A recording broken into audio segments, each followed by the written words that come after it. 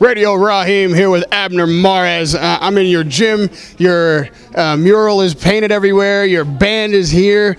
Why do you have, first of all, the band with you? And what does it feel like in this gym for you? It feels, I mean, to me, it feels like it's very comfortable, like it's home for you. It is. There it is. The word home.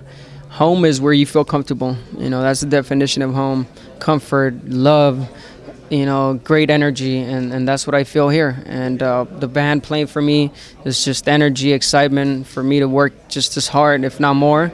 You know, just the gym, how it's built, it's everything I've dreamed for, and you know, having your own home, training at your own home. Well, this is your casa, if you will, but Los Angeles is also your home, and this fight coming up feels like a battle for Los Angeles, like for bragging rights. Is that what it feels like to you? Not yet. There's no bragging rights. It's just going in there, giving a good show. I think as long as you please the crowd, you give the fans what they want, people go home happy. Obviously, we're thinking about the win, and that's it. You know, we're gonna win August 29th, and we're just gonna go in there and demonstrate that we're better fighters. This fight is something that fans have been looking for a while. Media's been hyping it. Everyone's happy when it was signed. So it makes Leo Santa Cruz a rival for you. That's how it's being written, how it's being looked at. Do you consider him a rival for you, and is he like a fighter on your level? Of course. There's any fighter that you face, you got to look at him that way.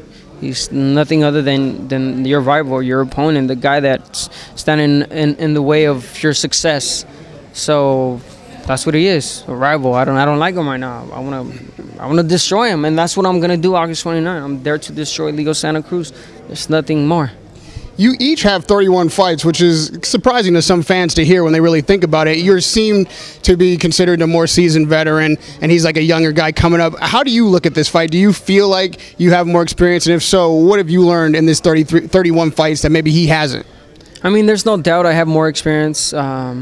Because I've faced better fighters than he has. There's no doubt I got more experience because I've been a three-time world champion. There's no doubt I got more experience because I've been defeated once.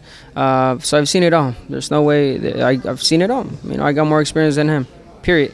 So I'm not saying that's an advantage. I'm just saying I have more experience, and I'm just a better fighter. That's it. I don't need the experience to beat someone like Leo because I have the tools to beat him. When people talk about this fight as a pick-'em, you know, it's a toss-up, and Vegas even has Santa Cruz as the favorite. Do you feel disrespected by that, or is that an accurate assessment? Not at all. Every time I go in the fight, I never look at that. I myself go in there thinking, you know, it's a 50-50 fight, a chance of winning, losing. You always have to see it that way because that's what makes you train even harder because you don't know what's going to happen. You know, he's got two hands. He trains just as well as you do, and anything can happen in that ring. That's what it's all. That's why it's a contact sport. So that's why I train really hard for it. And yeah, if I'm the underdog, cool. I've been there before. You know what I'm saying? So I'm really looking forward to this. Everybody talks about this fight. Like you guys, or you not everybody, but you two are talking about boxing and, you know, who's going to be more proficient in that way. But at the same time, people are expecting a war. Like you can be drawn into a slugfest. Is that something you're going to actively fight against in there, or are you happy to turn the fight into a brawl? Well, first of all, I've never said I was going to box. Those words never came out of my mouth. I never said I was going to box. I never said, no, I'm just gonna. It's going to turn out what it's going to turn out to. You know, I'm ready for anything. I'm ready for a war, and if it's that, I hope it is because guess what? The next day, people are going to be talking about the fight, how Abner came out victorious on a slugfest, and it's going to be a fight that people are going to remember for the rest of their life. So I'm looking. All right, I definitely don't want to put words in your mouth. Maybe that was someone else said in your name. Do you consider then that to be an advantage for you? You think like a brawl is more your style of fight, more an advantage for you? I'm not saying that either. I'm just saying that I'm gonna go in there and do my work, whatever it is, slugfest, boxing, whatever. You know, he can box too. He's got a long reach.